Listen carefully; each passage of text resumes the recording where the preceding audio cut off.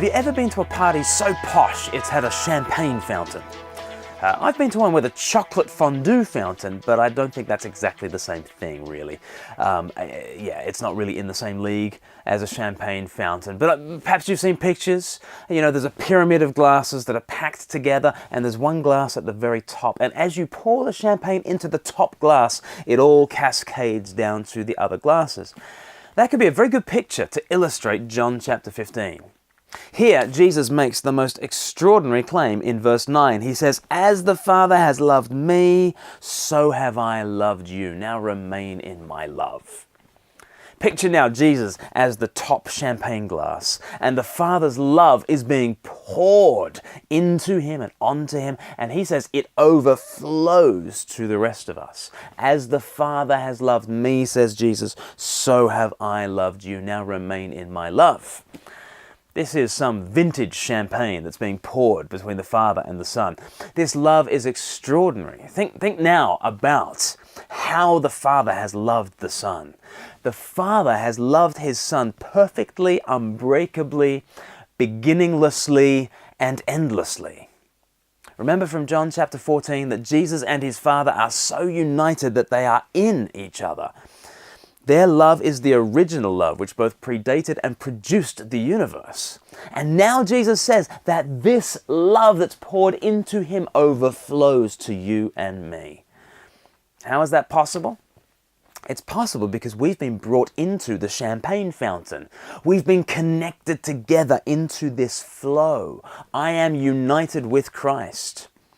My analogy of oneness is a champagne fountain. Jesus has an even deeper bond in mind as he talks about our oneness. He says in John 15 that we are connected into this eternal love because we are one with Jesus like a branch is to a vine. John chapter 15, verse 5, Jesus says, "I am the vine, you are the branches." That is a profound oneness. Let's think about what it means for Jesus to be the vine. Then let's think about what it means for us to be the branches. The vine throughout the Old Testament was a picture of Israel. Israel was God's vine, and it was meant to be fruitful.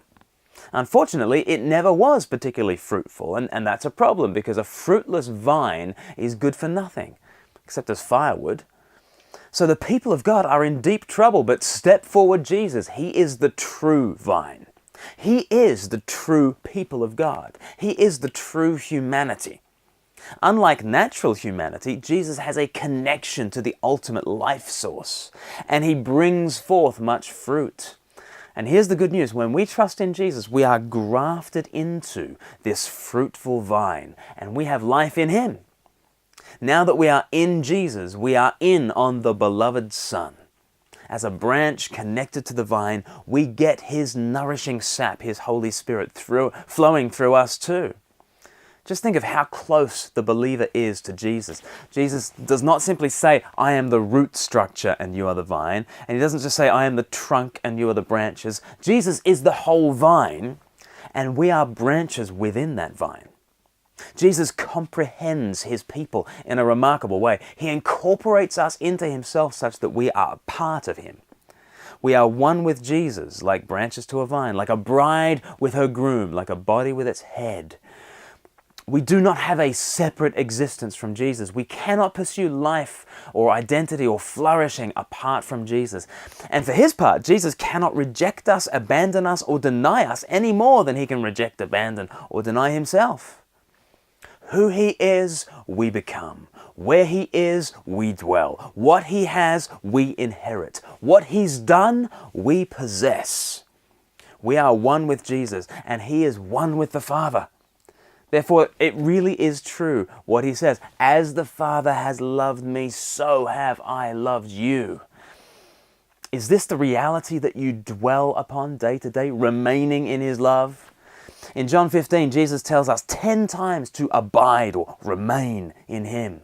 We are to make our home in Jesus, to remain in his love. 1,000 things will distract us in our day. 1,000 competing abodes will offer us a sense of security and identity, but none of them compare to Christ. John 15, verse 4, "Remain in me, and I will remain in you. No branch can bear fruit by itself. It must remain in the vine. Neither can you bear fruit unless you remain in me. I am the vine, you are the branches. If anyone remains in me and I in him, they will bear much fruit.